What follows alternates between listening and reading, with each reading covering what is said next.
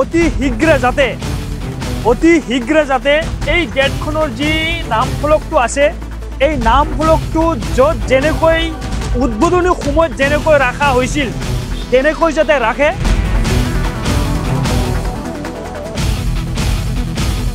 কোনোবা দুষ্কৃতিকাৰীয়ে এই নাম ফলকটো উঠাই দিছে, ইয়াতকৈ দুৰ্ভাগ্যজনক কথা হ'ব নোৱাৰে।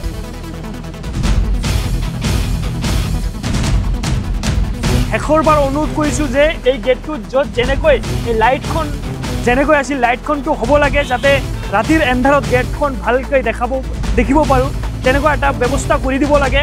আৰু নাম ফলকটো যেনেকৈ আছিল তেনেকৈ থাকিব লাগে।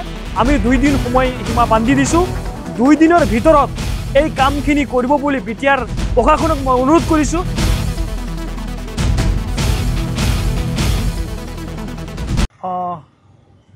আচলতে চাওক, কোকৰাঝাৰ যি আমাৰ BTC তথা বিটিআৰৰ ৰাজধানী কোকৰাঝাৰ চহৰলৈ যোৱাৰ আগত যিটো আমি এটা গেট পাইছোঁ, সেই গেটটো আচলতে নিৰ্মাণ কৰিছিল আমাৰ প্ৰমোদ বড়ো চৰকাৰ। প্ৰমোদ বড়ো ডাঙৰীয়াই এই গেটখন ইমান আটক ধুনীয়া এখন গেট, এই আটক ধুনীয়া গেটখন নিৰ্মাণ কৰা হৈছিল। এটা দুখৰ বিষয়, সঁচাকৈ দুখ লাগিছে, এই গেটখনৰ যেতিয়া উদ্বোধন কৰা হৈছিল সেই উদ্বোধনৰ সময়ত নাম ফলক যিটো আছিল সেই নাম ফলকত চাইছে আপোনালোকে, গেটৰ সন্মুখত নাম ফলকটো আছিল, এই নাম ফলকটো উঠাই দিয়া হৈছে। কোনোবা দুষ্কৃতিকাৰীয়ে এই নাম ফলকটো উঠাই দিছে, ইয়াতকৈ দুৰ্ভাগ্যজনক কথা হ'ব নোৱাৰে। আৰু এই গেটত ৰাতিত লাইট জ্বলি আছিল। চাওক, লাইট আজিৰ তাৰিখত সেই লাইটটো বন্ধ কৰি দিয়া হৈছে, বা দুষ্কৃতিকাৰীয়ে এই লাইটৰ যি কানেকশ্যন আছে সেইটো কাটি দি থোৱা হৈছে। মই বিশেষকৈ অনুৰোধ কৰিব বিচাৰিছোঁ আমাৰ BTCৰ যি চৰকাৰ, এই চৰকাৰক মই অনুৰোধ কৰিব বিচাৰিছোঁ অতি শীঘ্ৰে যাতে এই গেটখনৰ যি নাম ফলকটো আছে এই নাম ফলকটো য'ত যেনেকৈ উদ্বোধনী সময়ত যেনেকৈ ৰাখা হৈছিল তেনেকৈ যাতে ৰাখে, তাৰ কাৰণে মই BTC প্ৰশাসনক মই অনুৰোধ কৰিছোঁ।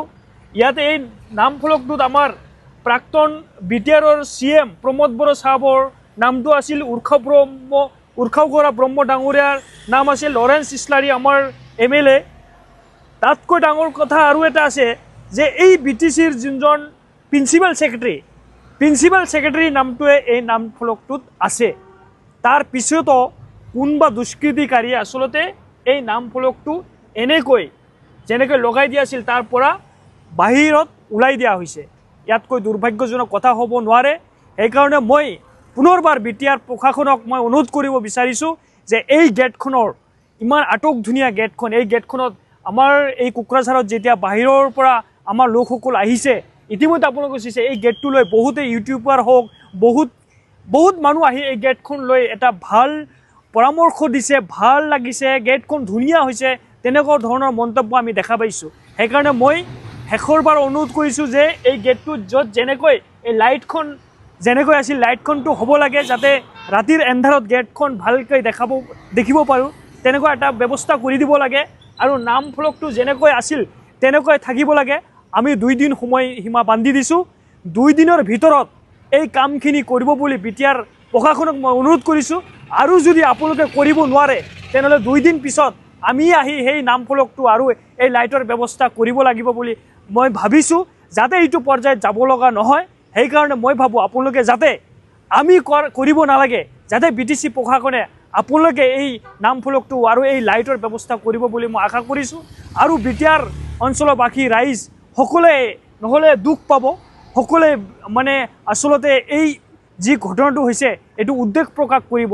সেইকাৰণে মই বিশেষকৈ অনুৰোধ কৰিছোঁ বিটিআৰ প্ৰশাসনে আপোনালোকে এই ক্ষেত্ৰত আপোনালোকে নজৰ দিব বুলি মই আশা কৰিছোঁ।